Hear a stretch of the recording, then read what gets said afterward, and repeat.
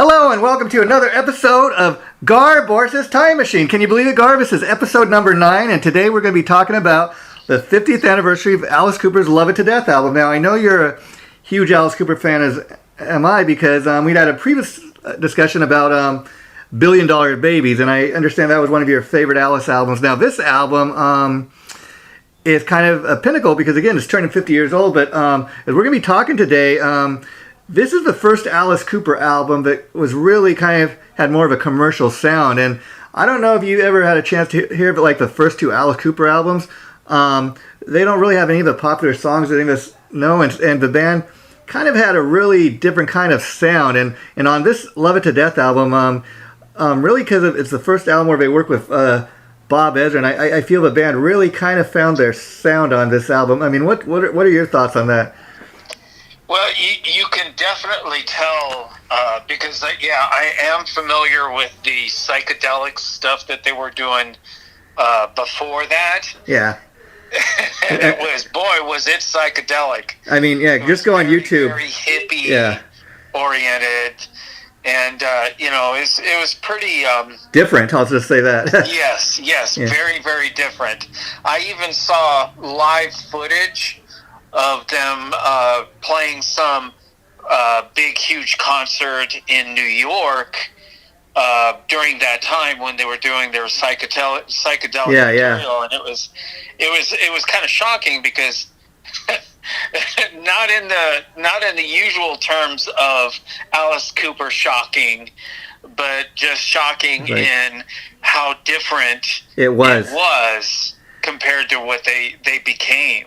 Yeah, and it's Love It to Death. It really shows the huge impact a producer can have in a band. You know, a lot of people think, it's just a guy turning the knobs, but I mean, every album since this that Bob Ezrin's ever worked on, I mean, has really pretty much been a hit. And I love all these great Alice Cooper albums he produced, but it's a trip because, like you're saying, just in prepping for this, I went online and I went on YouTube and I was listening to some of the tracks on these first two Alice Cooper albums, and I'm hearing them kind of with fresh ears. I've never heard any of this stuff before, because most of the stuff in my Alice Cooper wheelhouse is from this album, Love It to Death, forward, and that's just because from this album onward, they did become a much more commercial sounding band.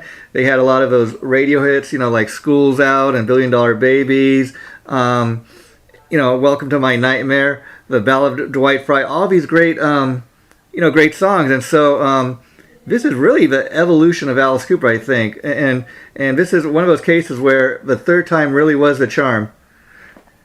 Well, yeah, they were starting to mature. Yeah. As as a band, but also this was Bob Ezrin's. He was just kind of like a coming out, really, really young, guy that was basically sent out there because the original person that they were wanting to work with didn't really want to have anything to do with them. But he didn't want to blow it off, so he sends Bob Ezrin, and then the rest becomes kind of history. Yeah, and just so people have kind of a time frame of when we're talking, this album was released March 9th, 1971. And I've heard Bob Ezrin talk over years in interviews where he said like he'd heard the original demo to the song I'm 18, and then he'd seen the band perform like in a little club somewhere.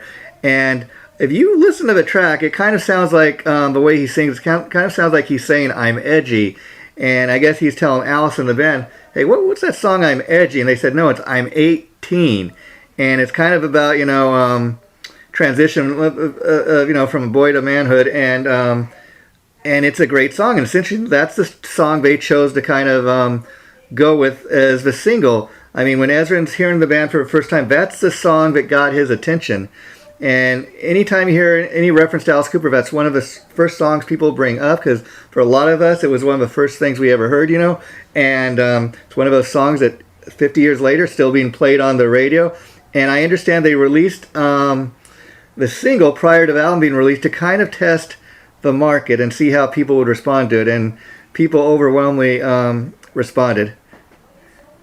Well, it's kind of unique because at that time, his appeal was to the younger crowd. Yeah, yeah. Like the school's out. You know what I mean?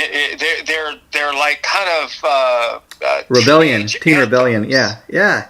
I mean, this is that's a very good point. I didn't even think about it. I mean, this is where we're really kind of getting our first kind of major rock anthem, if you will. Like you're saying, he was speaking to the youth of America, and it's interesting because on those first two Alice Cooper albums, I was reading they'd really failed to kind of find their sound, and they'd failed to kind of find their audience. But with this album, and what had a lot to do with it, not just Bob Ezrin, but he encouraged the band to kind of you guys got to kind of hone in on your sound. You got to kind of concentrate on focus in on the songwriting. And if you listen to any of the Alice Cooper albums, like from this album forward, the songwriting within that band was very strong, and that's why they had all these hit singles. Well, they were also, when they were doing pre-production, for Love It to Death, they were, I guess they had moved the band out to Detroit and holed up, there, and were doing pre-production, working on it like 12 hours a day. Yeah, I was reading that. That's some pretty serious focus. Yeah, Ezrin is known for being like a taskmaster, like in the studio, like demanding a lot of whatever band is he's working on. And I've heard stories of him working with Kiss, like on the Destroyer album, and Peter, Chris, and Ace Frehley that aren't as let's say as disciplined musicians. They had a hard time working with him because of that. But I think the results speak for themselves. I mean, both Love It to Death and Destroyer. I mean, classic rock albums that went on to great success. So you really can't argue with his method. No, but and when you listen to Love It to Death, you also hear influences of other material that actually they did later. Mm-hmm. I can hear a little bit of this song that he did later, or I can hear a little bit of that song that he did later. So it's you're hearing them maturing as songwriters, and I would imagine most of the lyrics are Alice Cooper's doing, but and most of what I'm talking about hearing was his vocals, how he was singing, the parts, the dynamics going on in the songs and stuff like that. You hear that where it was being introduced in Love It to Death, but you can also hear it in releases that they did afterwards too. That's how much Love It to Death was an influence, because it's things that you hear on Love It to Death, but you also hear later. Yeah, and what's interesting, if you listen to Love It to Death, the entire album, I mean, I think, and it's funny that you say in those first two albums, there's much more of a psychedelic kind of rock feeling to what they were doing, and that's true. On this one, if you listen to stuff like Is It My Body, all throughout this album, there's even kind of a punk element to what they were doing on this album, and they influenced punk so much that I was reading that Joey Ramone, he wrote the very first Ramone song based on the I'm 18 chord. Well, he's, there's a lot of people that point to Love It to Death as a big influence. There was the whole punk before it actually became punk. Oh yeah. It's so it's kind of trippy to imagine that there was a time that punk didn't exist. Yeah. But the people that went on to become a lot of these iconic punk musicians from the early years, definitely point to "Love It to Death," as a major influence. Yeah, they even going all the way to Foo Fighters, and there was a guitarist that used to be guitarist for the Germs, and one of the guitarists for Foo Fighters. He talks about "Love It to Death" as a major influence for him. Yeah, and this album really is at an interesting point in the band's career. Like I said, on this album, they're finally getting noticed. They're a new producer had a lot to do with that. He's not just producer. I mean, if you look at any of Ezrin's albums that he's produced, he's also very much involved with the songwriting.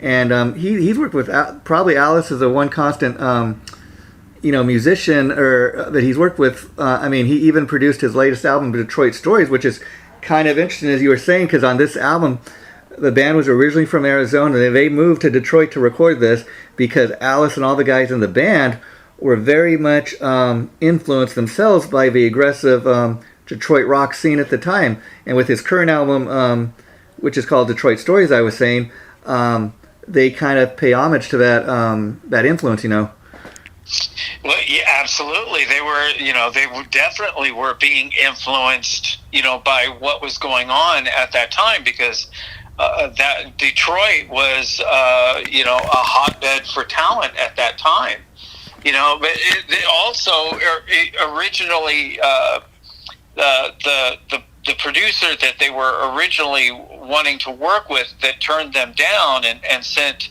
Bob Ezrin down, out to check them out. Yeah. Bob Ezrin actually turned them down also. Yeah.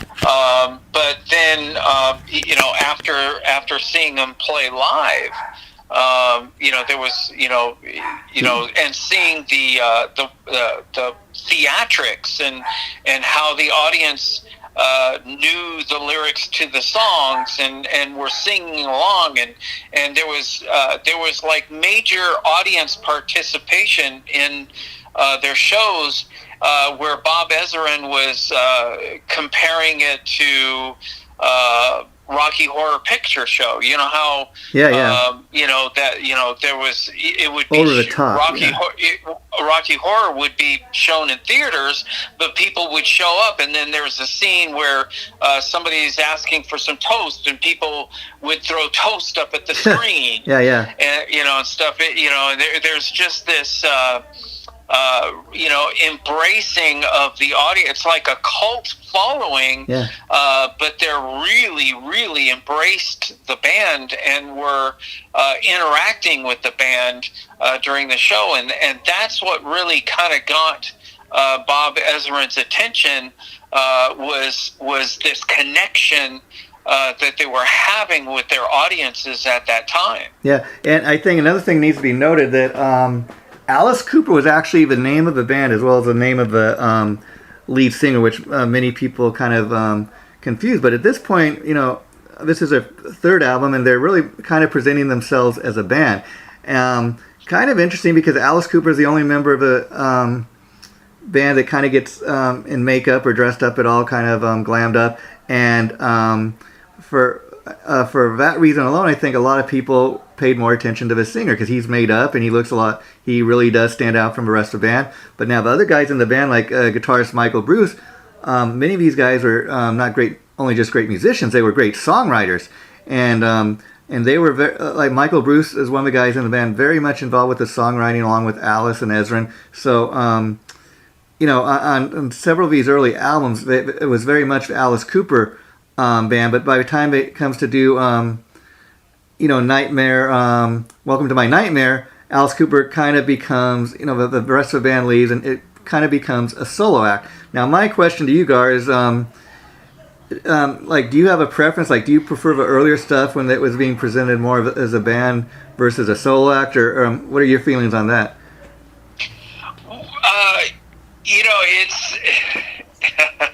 It's really hard to say. Yeah, it's all good to me. Because the attention, when I was a kid and I was listening to the radio, 18 was being played on the radio, and it was getting a lot of attention. But it was at the same, Love It to Death had already been out for quite a while. Yeah, at that point, yeah. And I was listening to 18 being played along with No More and Mr. Nice Guy, and School's Out. And there was by the time I had discovered Alice Cooper, it was a mixture of these different songs that were released on different albums at different times. But that's, by the time it reached me on the radio, it was being, I was being reached through hearing all of that material. So it wasn't like I had discovered them, when they released Love It to Death. Yeah, of course, yeah. You see what I mean? Where I would have, it was by the time I had discovered it, as a mixture. Yeah, I kind of have the same story, maybe a little more so, because very much like Love It to Death, I turned 50 this year, and so as this album's being released, I'm just coming into the world, okay, and so, or not even this album kind of predates me. I was born July 4th, but in any event, I discovered Alice Cooper, as a teenager like you, and so by that time, there's all these great classic albums, and I've heard many of these songs not even knowing it was Alice Cooper at the time.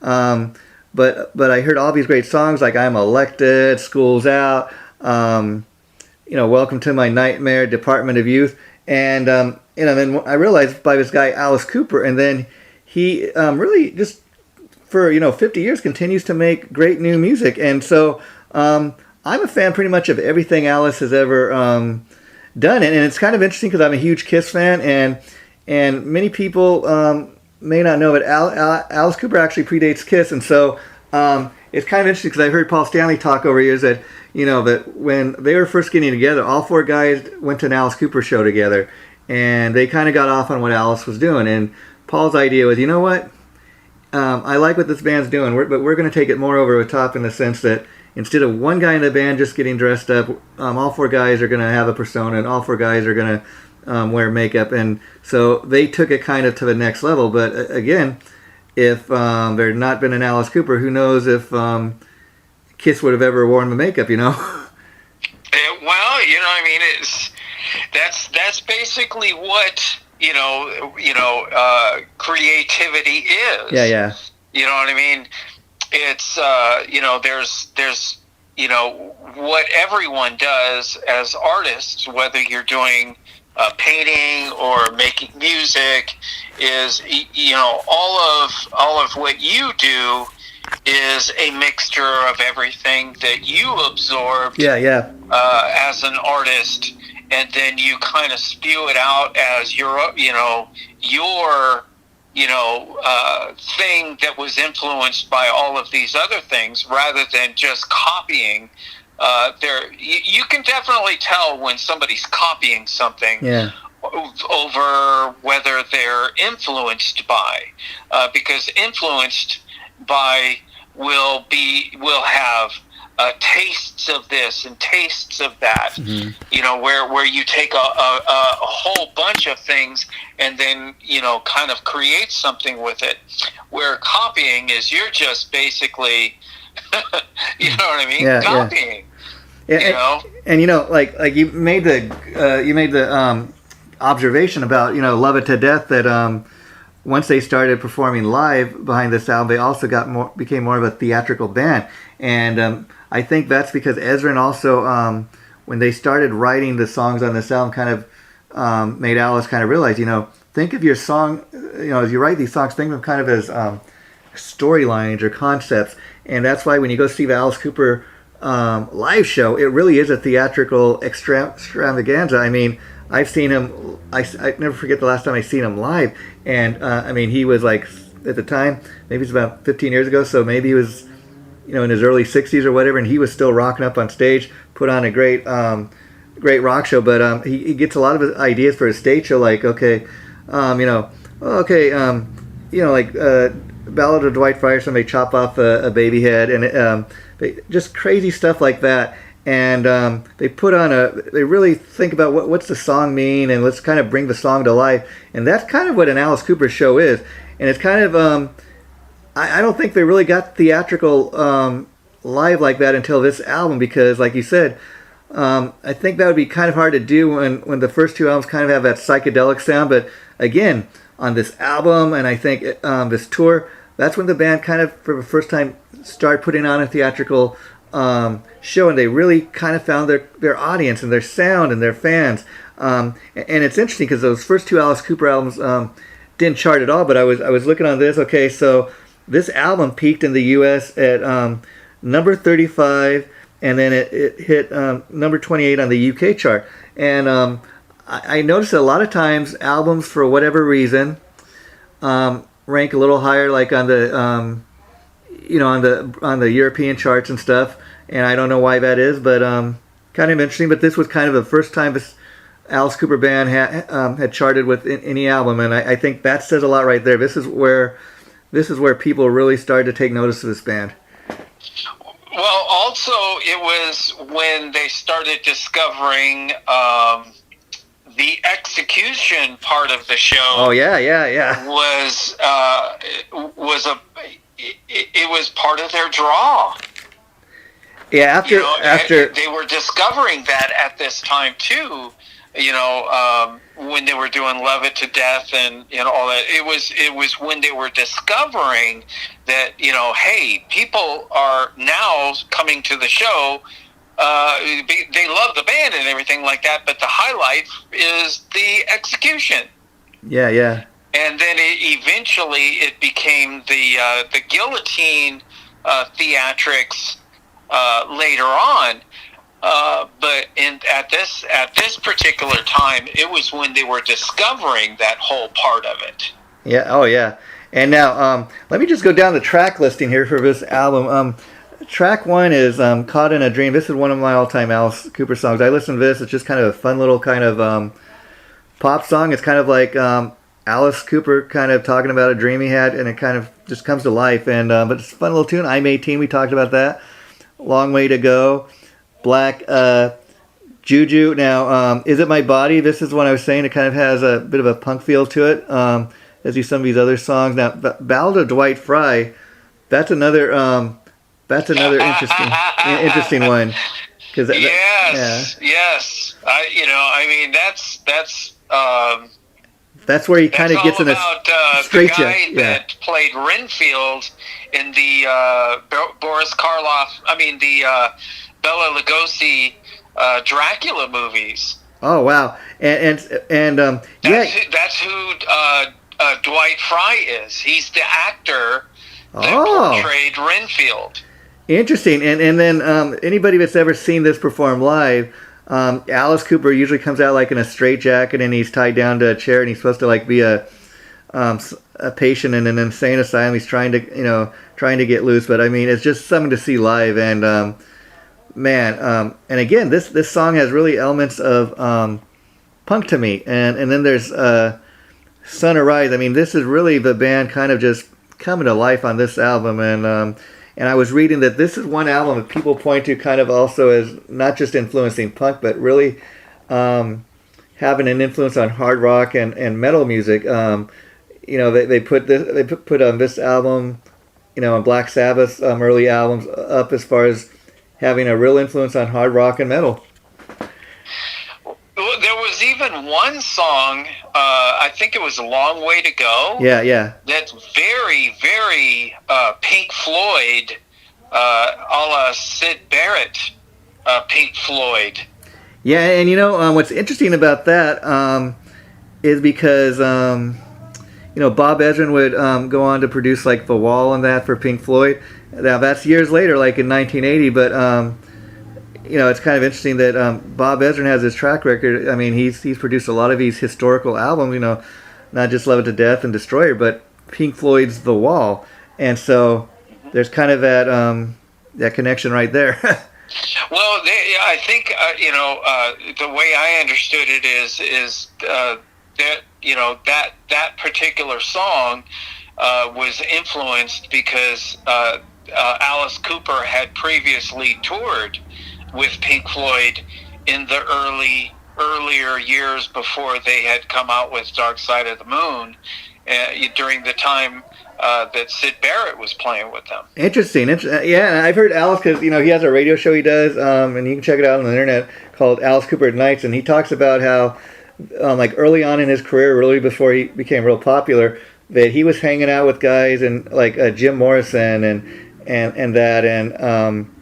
he knew all these famous people. He said he actually met Elvis Presley at one point, and he's like, I've been kind of fortunate to meet all these famous people, and some of them are, no longer with us. But just imagine all the people that he's met over the years. Yeah,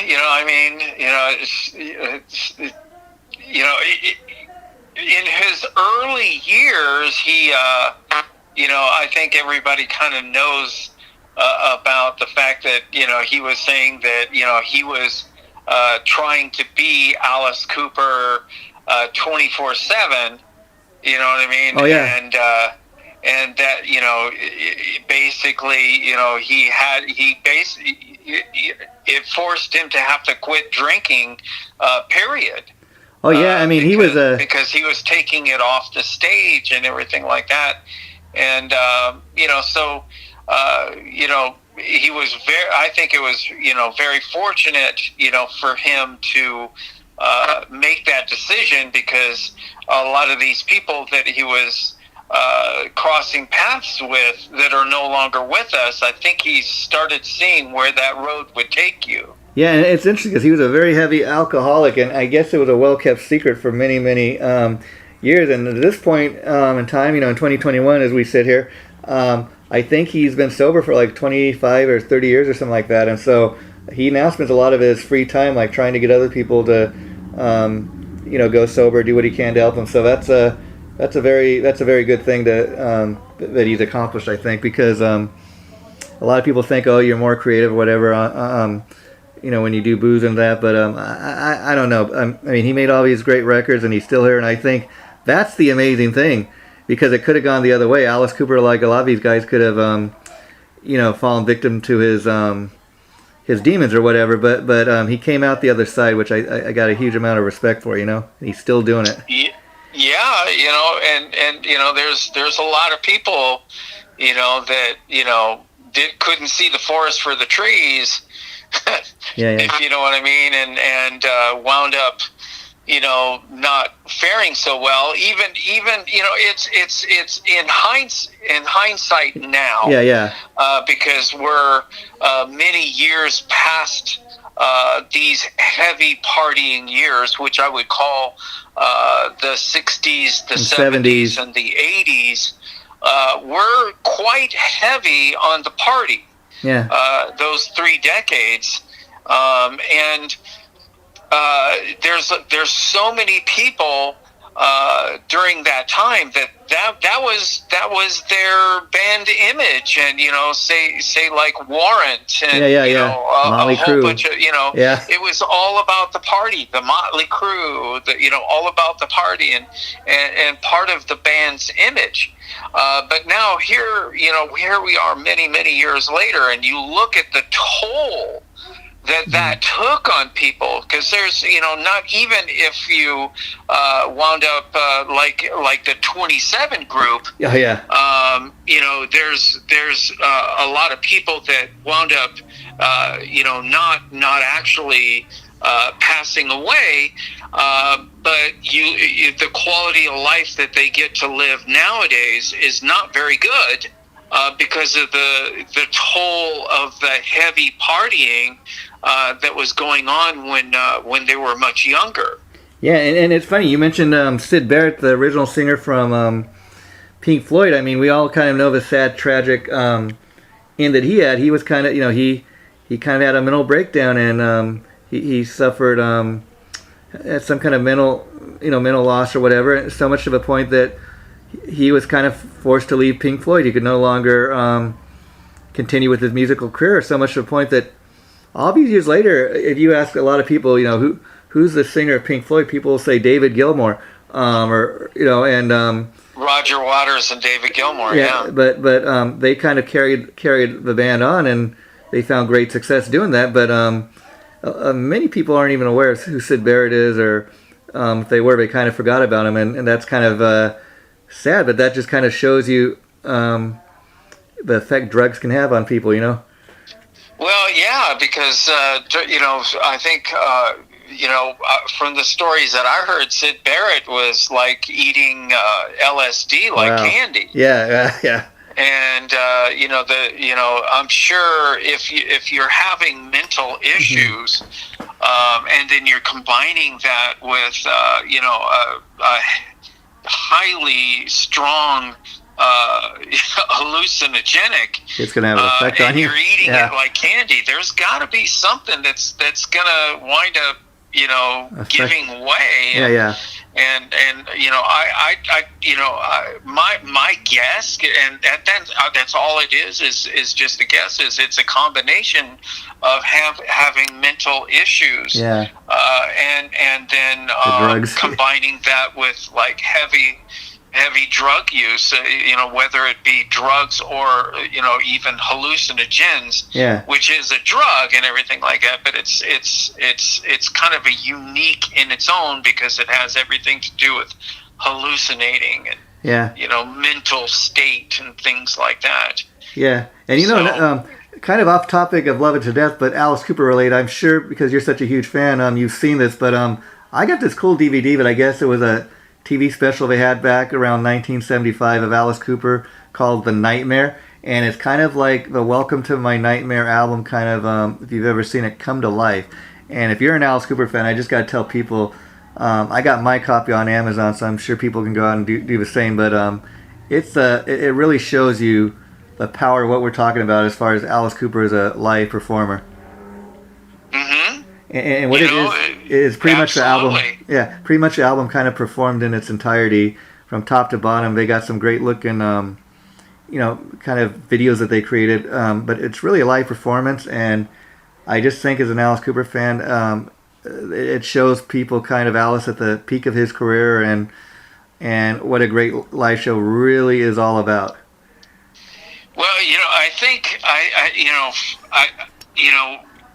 I don't know, because I haven't seen his live show over the years. Yeah. But during $Billion Babies, I think that just seems to be where everything really crested. As far as like him, and just really going really creatively nuts with the stage, the theatrics of the show. Oh yeah, I mean, it's interesting we're talking about this album day, 50 years later, because the last time you and I had a conversation about Alice Cooper was about the $1 Billion Babies album that you were just talking about, and one of the reasons you were telling me that's one of your all-time favorite Alice Cooper albums, partly because that's the album that was out at the time when you were first getting into Alice Cooper. And so, of course, that album's going to have a special place in your heart. But it's kind of interesting we've had these two conversations, not just because we're Alice Cooper fans, but Love It to Death is not just 50 years old, but you can kind of see, like I was saying, that's where the band kind of, for the first time, is really coming to life. They found their sound. They've honed in on the songwriting like Ezra told them to do. That's where they found their fan base, and then by the time $1 Billion Babies comes out, I mean, Alice is really swing. Yeah, he's doing his thing, and there's no worry about lack of a fan base or anything at that point. They found their Alice is still, he's still doing his thing. They were on fire by the time they reached. I think that's like maybe about 73, 74. $1 Billion Babies came out. They were just on fire. And as a bass player, their music on $1 Billion Babies, they had matured so much. That they were getting really aggressive with their music, with how much they're rocking, and just it really got my attention because of how aggressive the bass parts were. Yeah, see, and of course, as a bass player, yeah, this is cool. Yeah, and I think we're gonna have to do a part 2 to this, Gar, which you and me were originally discussing, because there's another great Alice Cooper album, the follow-up album to this, called Killer, that came out, after this album. It's got one of my all-time favorite songs under Be My Lover, and the thing is, this album's also turning 50 years old, and I think too, by the time they get to Killer, it's kind of a continuation of this album, and they've really honed in on this.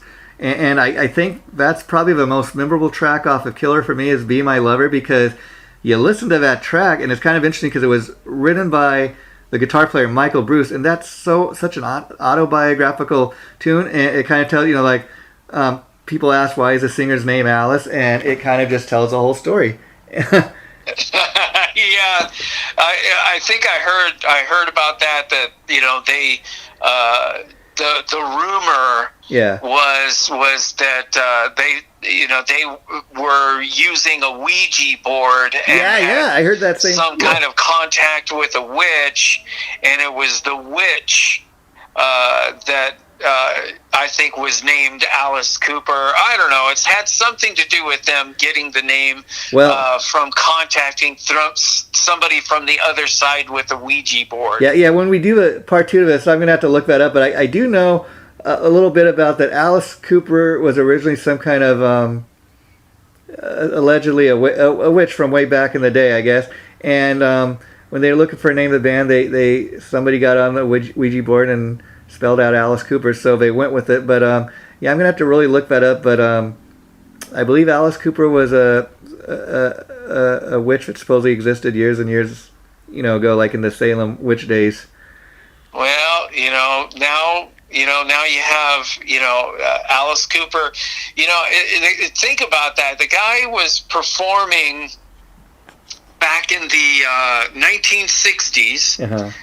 During the psychedelic years, and yet he is still out there performing today. And I don't know if you had a chance, Gar, to check out his latest album, which came out like in early 2021. It's a great album called Detroit Stories.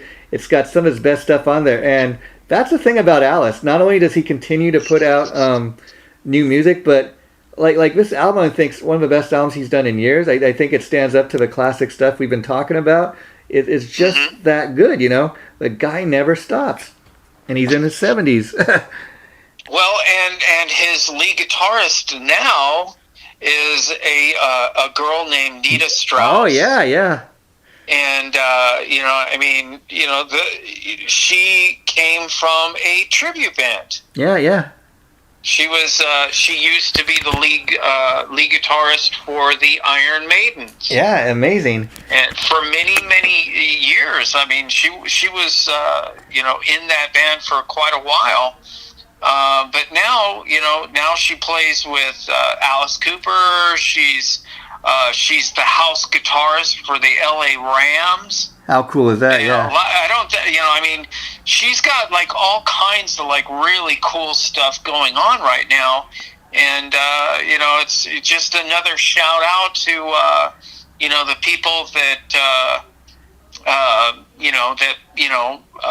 play in tribute bands, because there is a viable place, where tribute bands have more to bring to the table than just just being in a tribute band or playing somebody else's material, where that's what a lot of people want to write off people in tribute bands. Oh, you can't do that, you can't do your own material, you can't achieve success on your own, so now you have to dress up like somebody else to have your success. You make a very good point there. I mean, Iron Maiden's they're one of the longest running, especially out here in LA, running tribute bands. I think they probably, next to the Iron Maidens and Atomic Punk's, probably longest running tribute bands here in LA. And the Iron Maidens, not they got a great concept, and not just being an Iron Maiden tribute, but an all-female Iron Maiden tribute. There's not too many of those, and I think that makes them really stand out. And then also, they've taken their show worldwide, as I'm sure you know, Gar, not just here in LA. They play all over the United States, all over the world. They played like Mexico and Russia. And you don't, I mean, I just have to, gush, about them because, there's a lot of people that, like to try to write people off. Yeah. Just write them off. But you don't have that kind of success Unless you got some kind of talent. And the success that they have been able to achieve is not because they're girls, is not because of this or that. It's because they can freaking play. Yeah, they're really strong musicians. They get up, they play. They're very professional. They're very precise. They bring a lot to the table, and that's the reason why they have success. People want to write them off because they're a bunch of girls, and of course there's guys that always want to go to a show, where the girls playing up on the stage are going to be hot. You know what I mean? There's always going to be a draw like that. But the fact remains is they would not have this kind of success and for this long if they were not legit. Yeah, I mean, the thing about being an all-female band, that's kind of the gimmick, if you will. I mean, that's what first maybe gets people to take notice of them. But the thing about being a tribute band to a band like Iron Maiden is one of those bands, not just a great metal band, but if you ever listen to any Iron Maiden music, I mean, it is it's all really complex music. I mean, it's not simple 3-chord patterns. So to play any of that music, you got to have a huge amount of talent to be able to do that. It's not just something as simple as getting up on stage in your jeans and t-shirts and playing Highway to Hell. It's a lot more goes into learning that music, how to play it. Yeah, there's a lot of other all-girl bands. Oh yeah, and they don't make it. They don't have this kind of success. Yeah. You know what I mean? So it really has to do with, the difference of what they're actually doing on the stage, what they're actually doing with their instruments. And, so I have to really tip my hats to them. And hopefully, it's girls like Nita Strauss, that inspire other girls, to get out there and show that they can bring it. Because for the longest time, when you had guys getting up on the stage, you could just feel that the music was being played stronger. It was coming across stronger and everything like that. But that's changing, because I'm telling you right now,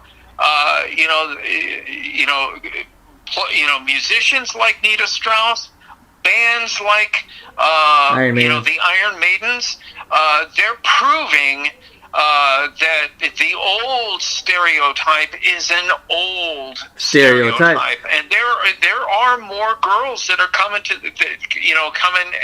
to the stage, and they can what they can bring is very challenging to everybody else. Yeah, and all the other guys that are out there. And for me, I'm all about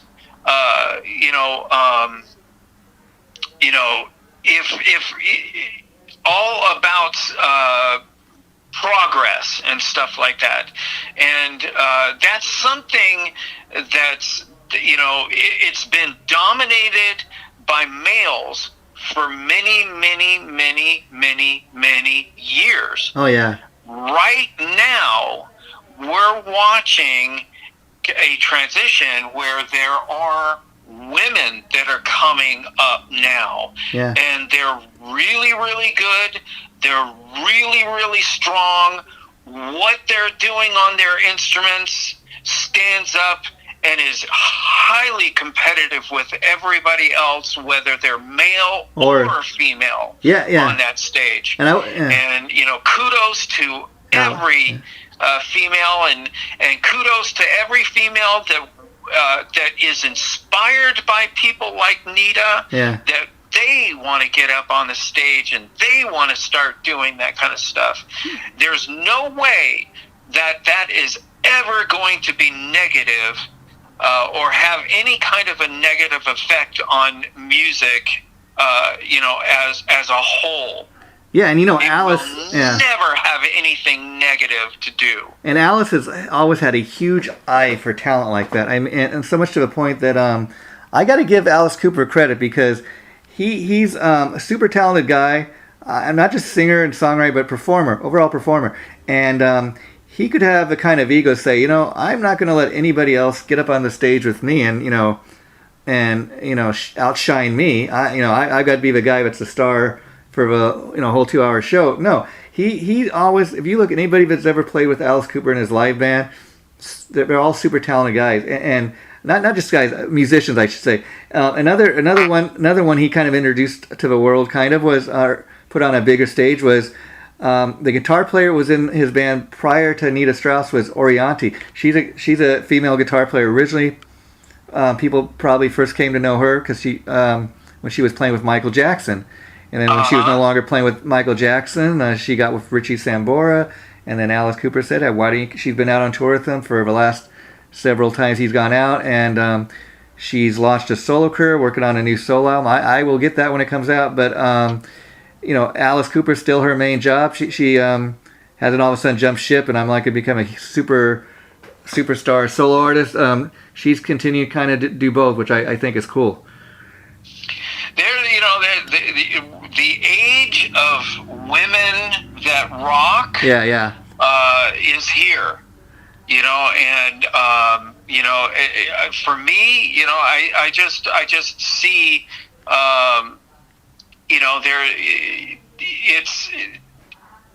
they've influenced others, and you're seeing more and more girls getting up on the stage.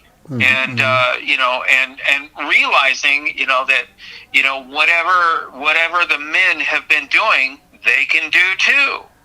And I see it as something that's a new territory. And I think I'm excited. I'm excited for every female that wants to get out there and rock. Yeah, and then.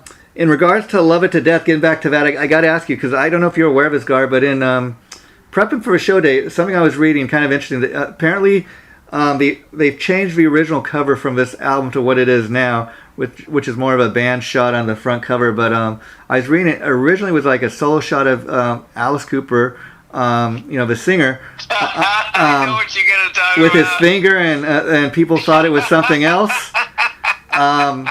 What did you think of the original cover? Well, that's so rock and roll. Yeah. Wouldn't you say? Yeah. It's Yeah. But if you're doing rock and roll and you're not getting in trouble for something, then you're probably doing something wrong. I mean, kind of the funniest example of that is. I don't know if you remember or if you were ever much of a Poison fan, but when they released their album in 1988, the one Every Rose Has a Thorn on, originally they released it with this kind of funny looking cat with this crazy looking tongue sticking out, and so many people were offended by that they were forced to change their album cover where you couldn't even see the cat. They just replaced the whole thing with just like the cat's eyes, and it's like I much more prefer the original cover, but it just amazes me sometimes, things that people get offended at. And, you got to have, like Alice Cooper on that original album cover, and kind of thinking, that just shows right there the guy's kind of, what a great sense of humor he has. And talking about Alice Cooper and his influence on pop culture, I can't tell you how many Alice Cooper songs, in the last 50 years, I've seen featured in TV and radio commercial ads, even in movies and stuff. So it's amazing. Alice is just influencing everybody. Well, for him, I don't think that he's, I don't think anyone spent any more than 30 seconds thinking about that. Yeah. Doing the act of sticking your thumb out to think, people looking like it's your penis sticking out. That was something that probably did, just less than 30 seconds of thought, and just did it, right off the cuff. And somebody, said, yeah, and then they took the shot. Yeah, and then, that's the way I see things like that happening, but you never know. Something that you took literally seconds to think up can eventually become something that's iconic. Yeah, and another iconic Alice Cooper moment was, I'm sure you've heard him have this conversation or talk about over years, where one of the most iconic moments at one of his concerts, I forget where it took place, but I've heard him talk about over years, was somebody threw a chicken up on stage, and he thought it was a rubber chicken or something, and so he grabs it, and then all these fans are kind of attacking the bird, and then it ends up getting killed, and then and bloodied everywhere. And next day in the paper, Alice Cooper kills chicken, and he's like, well, first of all, I didn't know it was a real chicken. Second of all, it's a bird. I thought that I thought it'd be able to fly, and I mean, that was a little bit of crazy press they got for a while. Could you imagine? Well, but then again, if you're not doing something that's getting you in trouble, then you're probably doing something wrong. Yeah. When it comes to rock and roll, I mean, it's the bite off the head of the bat. Yeah. Thing. It's the, there's a million things moments that happen in rock and roll that wind up getting people in trouble. Yeah. But it's never ever been able to have anything to do with, the people that get upset about those things. Yeah. They might as well put their arms out and try to hold the ocean back. Yeah. You know what I mean? Because, you can get upset about something like that, and you can try to make it this big public thing, and you do this huge public outcry. But the bottom line is did biting the head off of the bat, hurt Ozzy's career? If anything, it helped it, You see what I'm saying? Yeah. The chicken going out in the audience, did that hurt Alice Cooper's career? No. I'm not recommending people do that, yeah. But I'm just saying the critical element to music and the young crowd reacting that is the rebellion. Yeah. Just the way the crowd reacted to that particular night, and the innocence, like you said, the innocence of Alice Cooper at that time. Oh, it's a bird; it can fly. I mean, that only adds to the legend of the Alice Cooper band, and to the point that can you imagine reading that in the paper the next day after that concert took place, and you're like, wow, I'm going to see that show. I want to see a chicken killed on stage. And then there's also the kid. Well, I'm going to go to that show, but I'm not going to tell my parents. Yeah. Because then you don't want your parents to stop you from going to the concert. You know what I mean? So it's really funny, how that that same thing can affect the parents in one way. Oh no, you're not going to go see that band over my dead body. That kind of a thing with their kids. Versus the kid, I've got to go. Yeah, but I urge people, I even dare people to go on YouTube and check out those. You can check out the first two Alice Cooper albums, how drastically different they sound, because on Love It to Death, they really did find their sound. And it's kind of interesting to look back on Alice Cooper, like the last 50 years, and see everything he's done, everything he's put out. And most of it really does hold up the test of time. It's kind of interesting to listen to those two albums because you like, man, what the heck is this? This sounds nothing like Alice Cooper. But I think it's important to do so because, okay, that's where this band was kind of, they hadn't really even found their sound. They were just starting out. They were just trying to get whatever they could on record and start writing stuff. And by Love It to Death, they you know, you really hear and you see how they really recreated the band. I mean, they found their sound, and Alice from that point on really became a hit maker, a hit songwriter. All the people in the band that were writing the stuff with them, they were all hit songwriters, and it's just amazing to see what Alice Cooper went on to become. But back in those days, you know, we're talking, 50 years ago. Yeah. Bands could be cultivated. Yeah. Things became so different, with the music business. Yeah. Where you don't have the ability to put out 2 albums. Yeah. And strike 1 and strike 2. Basically, what the music business eventually became is you got to hit a home run with your first one. Yeah, and in today's music market, it's harder than ever to like have a hit. But when you're a guy like Alice Cooper and you're still able to put out, I mean, his latest album, the Detroit Stories that I was talking about throughout here, hit number 1. Not just here in the U.S., but in other parts of the world. So, in 2021, for a legacy artist like Alice Cooper to have a number 1 album, that really speaks volumes about his talent. And then the fact that Bob Ezrin's still working with him. So that chemistry is still working 50 years later. Well, and hopefully, more to come. Yeah. You know what I mean? Because I think he's one of those iconic figures of rock and roll, and there's still tribute bands that are out playing his music, doing tributes to Alice Cooper, and I just hope he continues to. Because it's like the way that I feel, because I'm no spring chicken. Yeah, none of us are. I've got an expiration date. Yeah. My body's telling me, that I've got an expiration date. I'm not going to be able to do what I do forever. Because you reach a point and your body just can't do it anymore. And Alice is at that stage too, and. Hopefully,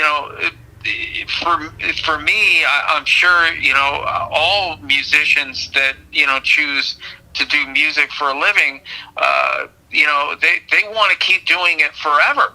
Yeah.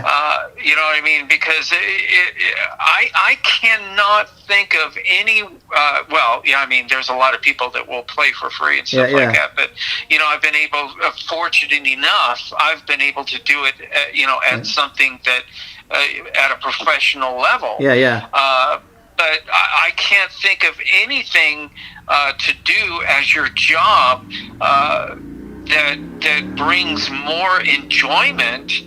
Is getting in front of an audience and just you're energized by the audience, and you never want something like that to stop. You want to just keep going, and you want to keep doing it and everything like that. And I hope for him, that he'll be able to keep going, for as long as he would like, until the point where he decides that it's time to quit. Yeah. But I hope he's able to keep going as long as he wants. As he wants. Yeah. And I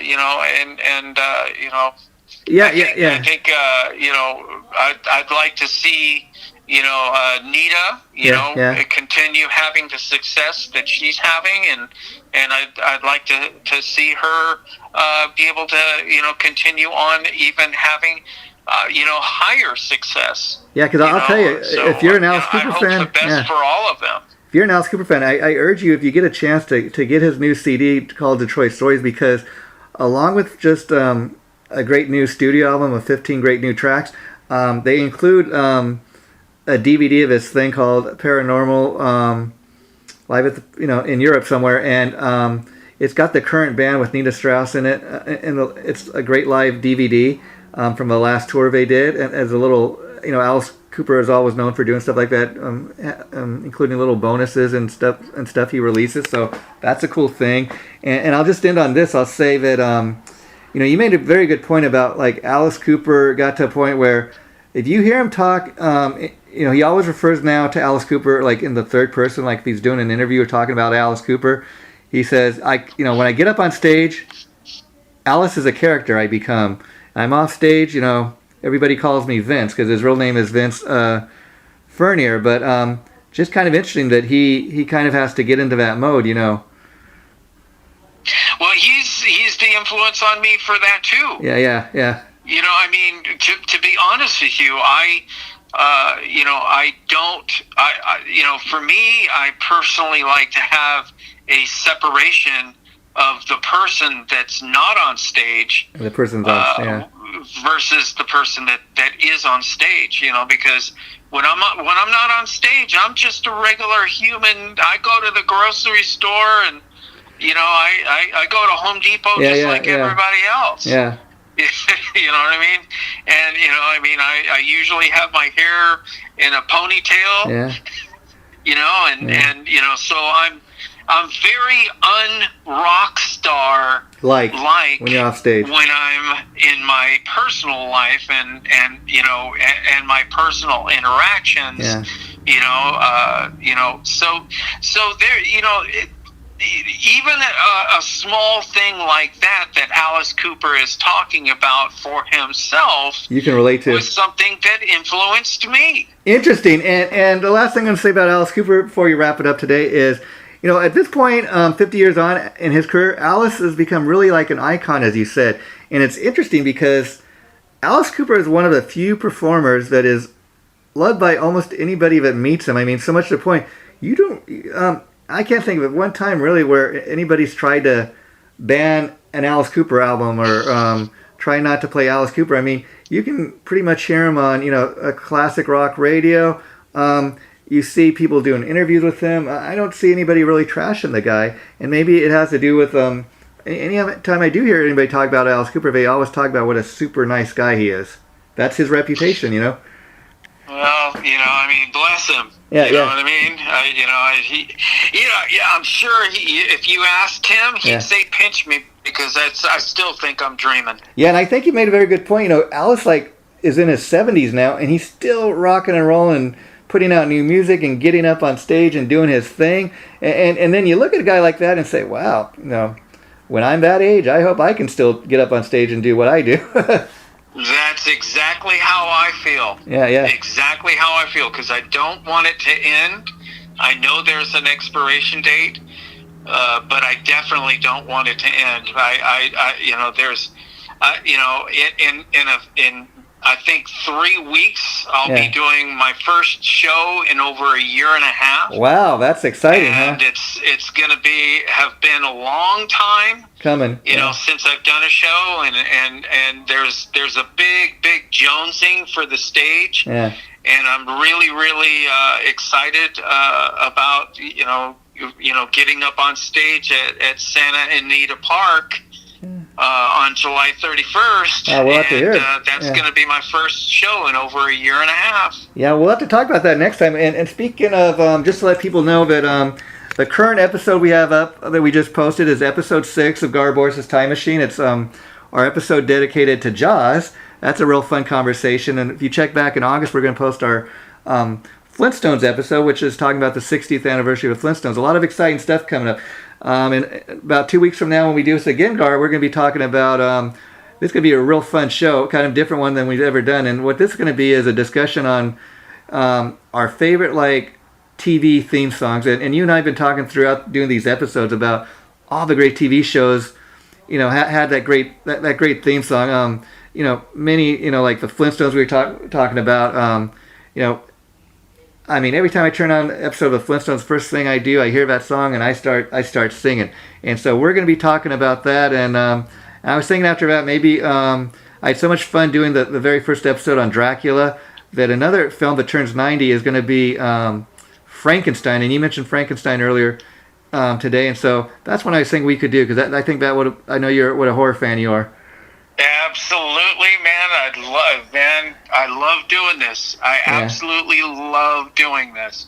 Yeah, and we've been getting a great reaction from people, so we're going to keep doing it as long as possible. So thanks for doing this, Gar, and taking us back in your time machine today to March of 1971. We're going to be exploring a lot of great periods from that time throughout the years. Thank you so much, Jason. I really appreciate doing this. You have a great rest of your day, buddy.